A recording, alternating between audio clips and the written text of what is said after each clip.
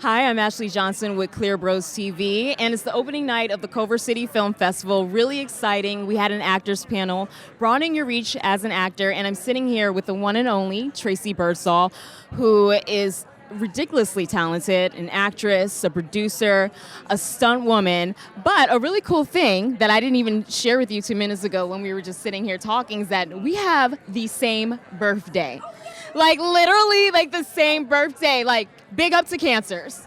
Sylvester Stallone too, by the way. Hey. And I've been watching Rambo again. Oh my God. Yes. Now that's a whole nother conversation. And also we both attended Margie Haber's studio, which Hi Margie. Yeah, no, I actually credit her for so much of what I do now, because as soon as I started working with Margie and I started living the life of my characters, I really haven't auditioned in 5 years. I mean, it's like I literally work all the time. And so Margie is it. We weren't there at the same time. we were not there at the same time. I had Robin as one of my teachers. My next teacher was to be Margie. So I need to go back and complete that. But we're not going to talk about me right now. Let's talk about Tracey and so much of the amazing points that you made on the panel, which I feel like part of it does come from Margie with the level of work ethic and preparation. So at what point in time did you say to yourself, from, of course, being an incredible actress, that you wanted to create your own content, that you wanted to really take control of projects? It was actually the late 90s, the first time that I made a feature film, and we made it on 35 millimeter because the director I was working with, David Worth, which is like Bloodsport, stuff, big films, he's like, no, I won't do digital. And I'm like, really? So we actually ended up making that on 35 millimeter, and that was the first project that I did. And then I was working quite a bit, and I actually took a break, which is something an actor should never do. And I took a break. I was on complete burnout. I moved out of town for a little while. I came back. I was all gung-ho, all caught up. I'm like, okay, I'm ready to get back to work. And everybody had changed offices. And I'm like, oh shoot! So I made another project called TikTok. It was a short. It was the first short I've ever done. And that just kind of played all over the world, won worldwide, all the way New Zealand, Mexico, I mean, everywhere, Burbank, New York. And so I just decided, then I started doing other people's projects.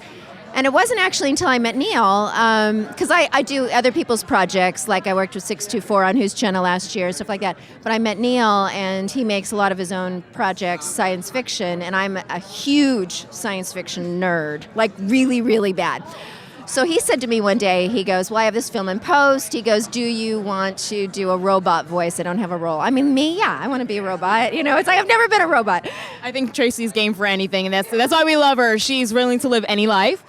So then after that, we just started working together, and I help him produce now. We make projects together. I lead up the projects. He knows what to expect out of me. I know what to expect out of him. And, we get great distribution. We've got 2 television series coming up, a feature film coming up. And so really, I mean, producing your own product isn't just about going out there and getting things done. It's also about creating, whole lives and characters and universes, in our case, that you wouldn't otherwise get to experience. So I actually give, so I started doing it on my own, but I actually give a lot of the credit of my doing it now to Neil. But when I make my own project, I'm sorry, I'm a talker. When I make my own projects with him or with anybody else, as soon as the cameras start rolling, I'm no longer a producer, because my mind can't be in all those places at the same time, and I can't problem solve on set. So I'll help leading up to it. I'll help in the marketing. I'll help in the casting and things like that, but I will not help during production. Well, you're definitely a give and take kind of person, and definitely a one-woman show wearing a lot of different hats at different points in time. What kind of advice would you give to yourself, the younger version of yourself, the thing from the experiences that you've learned as an actor, as a producer, as someone who's lived many lives? What would be the advice that you'd give to your younger self? My younger self didn't realize I was going to have to work 1,000 times harder than I was working, because everybody told me, well, you have to do this, you have to do this, you have to do the other thing. And that's great, but that's not going to get the job done. You have to work harder than anybody else that you know. You have to just own it. You have to stay up half the night if you have to. I mean, everything has to be done to such an extreme, which is something my younger self didn't know. But if I would have known that at 8, I would have been doing it already. I think if you would have known that at 8, she probably would rule the world right now. I mean, let's just be real.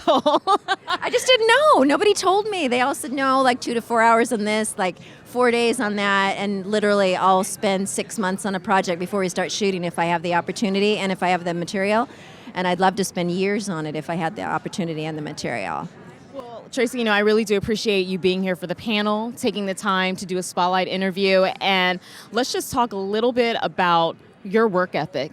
Okay, I think that you did let the audience know, so I hope it's okay that I let everyone know watching that unfortunately Tracey's house was lost in the recent Malibu fires. And she is still here, she has a positive energy, and she is still out there grinding. And it's just a testament to your work ethic. You live it, you talk about it, and you live it. And I think it's very impressive. Thank you so much for being here.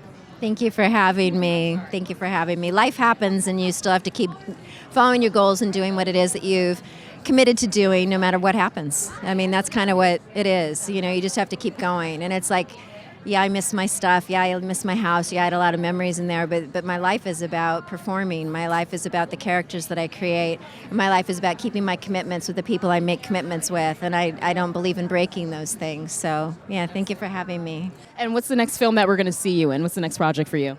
The Evolution War is coming out this coming year, which is a huge sci-fi epic.